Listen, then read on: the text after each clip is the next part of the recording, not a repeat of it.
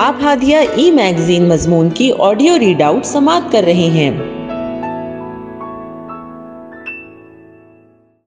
سامعین السلام علیکم ورحمۃ اللہ وبرکاتہ۔ میں نازیہ عمر ہادیہ کے شمارہ مئی 2024 کے مضمون کی آڈیو پروگرام میں آپ کا استقبال کرتی ہوں۔ آئیے ہم اس کا آغاز ہادیہ کے زمرہ گوشہ مطالعہ سے کرتے ہیں۔ کتاب کا نام اردو افسانہ تحقیق و تجزیہ، ترتیب و تزئین، ڈاکٹر محمد خلیل صدیقی قاضی، اور اس کی تبصرہ نگار سیدہ ایمن عبدالستار ہیں۔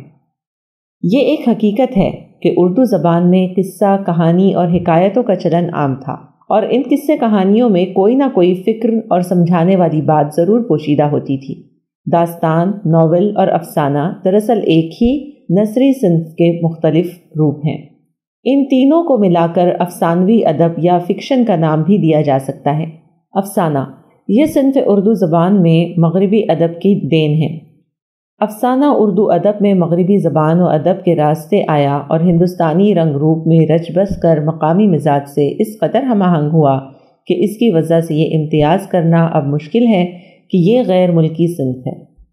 جدیدیت کی تحریک کے زیر اثر اردو افسانہ گزشتہ چند دہائیوں کے دوران حیت کے تجربات سے گزرتا رہا، جس کی وجہ سے کہانی سے گریز کے رجحان کو تقویت حاصل ہوئی، جبکہ افسانہ در حقیقت فنی اعتبار سے مختصر احاطہ کرتا ہے، جس میں پلاٹ، کردار، مناظر اپنا اثر دکھاتے ہیں۔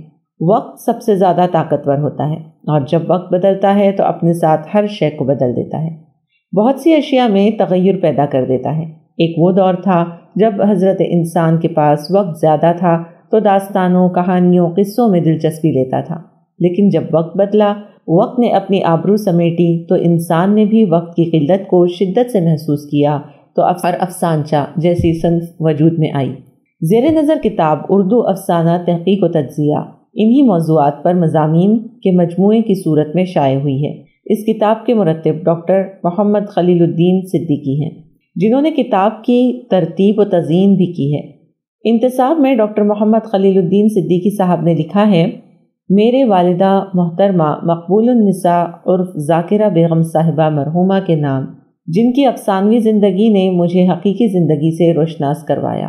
مقدمے میں ڈاکٹر صاحب لکھتے ہیں: اس کتاب میں شامل تمام مضامین ملک کی معروف جامعات کے محنتی اور ایماندار قلم کاروں کی عرق ریزی کا نتیجہ ہے۔ جیسا کہ آپ جانتے ہیں کہ گزشتہ 2 سالوں میں یہ ہماری 6ٹھی ایسی کتاب ہے جو مختلف جامعات یا تحقیقی اداروں کے ریسرچ اسکالرز کی تعلیمی ضروریات کی تکمیل کرتی ہے، اور ہمیں اس بات کا فخر ہے کہ دن بدن نئے قلمکاروں کے ساتھ کام کرنے کا موقع مل رہا ہے۔ آئیے ہمارے ان قلمکاروں سے آپ کی ملاقات کرواتے ہیں جن کی قیمتی تحریروں سے کتاب کو سجایا گیا ہے۔ اس کے بعد اس کتاب میں موجود مضامین کے 61 قلمکاروں کا مختصر و جامع تعارف کروایا گیا ہے۔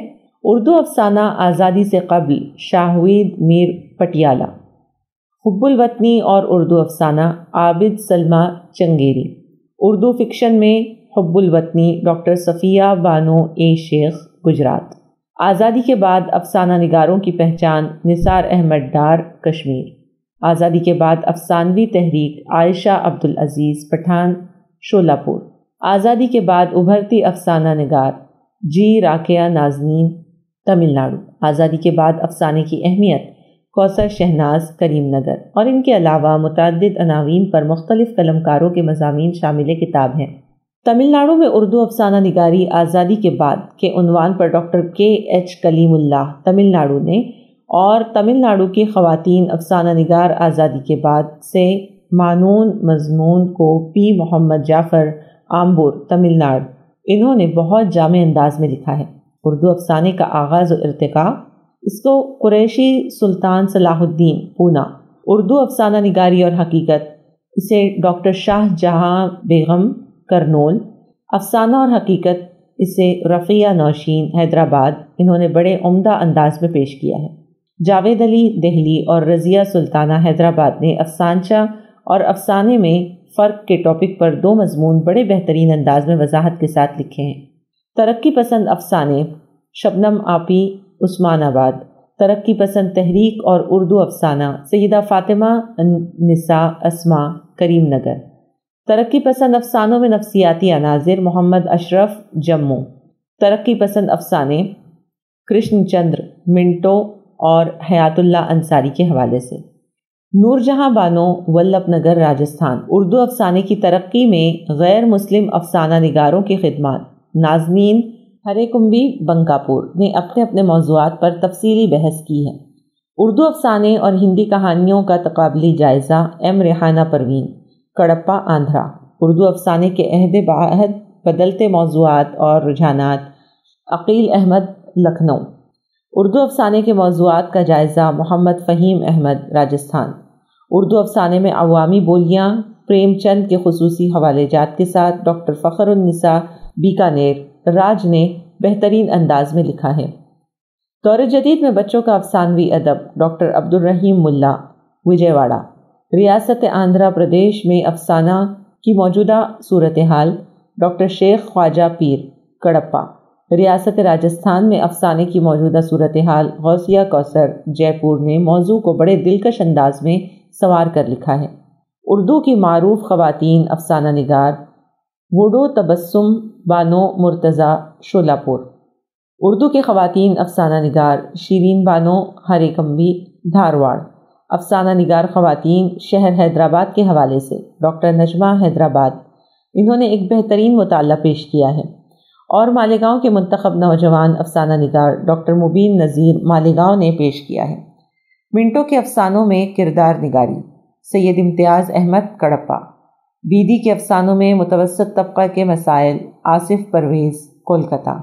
انتظار حسین کا افسانہ زرد کتا کا اخلاقی پس منظر، فہمیدہ تبسم، حیدرآباد۔ افسانہ گڈریا کا تہذیبی مطالعہ، ڈاکٹر محمد آصف، امراوتی۔ شاہدہ احمد کا افسانہ جگ بیتی، ایک مطالعہ، ڈاکٹر شیخ عبد الکریم، حیدرآباد۔ اردو فکشن کے بے باک افسانہ نگار عصمت چغتائی، ڈاکٹر شیبہ حیدر، ادے پور۔ ترنم ریاض کے افسانوں کا تنقیدی جائزہ، زہرا بانو، کولکتہ۔ خدیجہ مستور، ایک ترقی پسند افسانہ نگار، ڈاکٹر شاہدہ مناف، بلڈانہ۔ شائستہ فاخری کی افسانہ نگاری، بشرا چشتی، حیدرآباد۔ احمد ندیم قاسمی کا فن افسانہ نگاری کے آئینے میں، حارث حمزہ لون، کشمیر۔ جیلانی بانو کی افسانہ نگاری، ڈاکٹر فریدہ بیگم، حیدرآباد۔ ڈاکٹر نریش کے افسانوں میں سماجی مسائل کی عکاسی، عرفان امین، گنائی، پنجاب۔ غلام عباس کا افسانہ آنندی کا تنقیدی جائزہ، ڈاکٹر سید تاج الہدیٰ، کرناٹک۔ انہوں نے کئی پہلوؤں کو اجاگر کیا ہے۔ افسانی مجموعہ سنگھار دان، ایک تجزیاتی مطالعہ، شاہ نواز عالم، بہار۔ ناہید طاہر کے افسانوں میں حقیقت کی عکاسی، ڈاکٹر زہرہ جبین، رائچور۔ انہوں نے ناہید طاہر صاحبہ کے پہلے افسانوی مجموعے چاند تیسری شب کا پر مکمل تبصرہ کیا ہے۔ قحطی کا تجزیاتی مطالعہ، ڈاکٹر آصفہ پروین، گلبرگہ نے پیش کیا۔ ڈاکٹر اشفاق احمد کی نثر کے حوالے سے، افسانے اور منی افسانے میں فرق، ڈاکٹر اظہر ابرار احمد، ناگپور۔ ذکیہ مشہدی بحیثیت افسانہ نگار، شاہین اناز، جھارکھنڈ۔ مصور غم، علامہ راشد الخیری کی افسانہ نگاری، محبوب احمد خواجہ، پنجاب۔ دیپک بدھ کی بحیثیت افسانہ نگار، ڈاکٹر مسرت حمزہ لون، کشمیر۔ ڈاکٹر وحید انجم کی افسانہ نگاری، شیخ محمد سراج الدین، حیدرآباد۔ اردو افسانوں میں جانور بحیثیت علامت، فرحت انجم، کریم نگر۔ صادقہ نواب سحر کی افسانہ نگاری، تبسم آرا، حیدرآباد۔ افسانہ خدا، ایک مطالعہ، ڈاکٹر طاہرہ نورانی، بنگلور۔ خواجہ احمد عباس کی افسانہ نگاری، شیخ نفیسہ بیگم جیلانی، اورنگ آباد۔ اور کرشن چندر کے افسانوں میں کشمیر کا منظرنامہ، الطاف احمد، کشمیر۔ سری نگر نے مختصر لیکن جامع انداز میں بیان کیا ہے۔ حیات اللہ انصاری کے افسانوں میں معاشی مسائل کی عکاسی، اس ایک عنوان پر 2 مضامین سفیان احمد انصاری، لکھنؤ، اور ماریہ اعجاز شیدانہ شبیر، جموں و کشمیر سے دل فریب انداز میں لکھا ہے، جبکہ رشید جہان کے افسانوں میں سیاسی اور ادبی موضوعات کا بدلتا منظرنامہ ڈاکٹر نصرت مینو، ناگپور نے پیش کیا ہے۔ ہادیہ مضمون کی آڈیو سماعت کرنے کے لیے شکریہ۔ امید ہے کہ آپ کو پسند آیا ہوگا. ہمیں آپ کے مشورے کا انتظار رہے گا. اپنا مشورہ، تبصرہ اور مضامین editor@hadia.in پر ارسال کریں اور ہادیہ ای میگزین کے مضامین کو پڑھنے کے لیے ویب سائٹ www.hadia.in سبسکرائب کریں. انشاءاللہ ہم اگلے ہادیہ ای میگزین کے شمارے سے دلچسپ مضامین کی آڈیو لے کر حاضر ہوں گے. تب تک کے لیے اجازت. اللہ حافظ.